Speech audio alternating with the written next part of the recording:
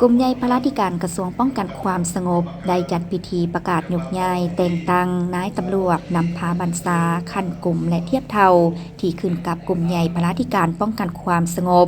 โดยการเข้าร่วมของพลจัตวาหนูจรก้อนทองดำกรรมการประจำภาคกระทรวงเลขาคณะภาคหัวหน้ากลุ่มใหญ่พระราธิการป้องกันความสงบ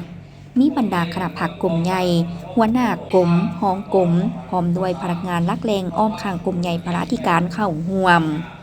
พันเอกศรีธรพิมพ์ศรีวงศ์คณะภาคกลุ่มใหญ่หัวหน้าห้องการเมืองกลุ่มใหญ่พระราธิการป้องกันความสงบได้ผ่านข้อตกลงว่าด้วยการยกย้ายนายตำรวจที่ขึ้นกับกลุ่มใหญ่พระราธิการในนี้ได้ยกย้ายและแต่งตั้งพันเอกนางจำปาทองเคนสุรินทร์จากกลุ่มการเงินไปหับหน้าที่ใหม่เป็นห้องหัวหน้ากลุ่มคุ้มครองการผลิตธุรกิจพันโทลิมสุริเพชรสมวันไซ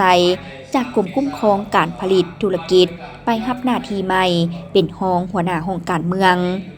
ผ่านข้อตกลงว่าด้วยการยกย้ายนายทหารคือยกย้ายพันโทจัตุพรล่าคำฟอง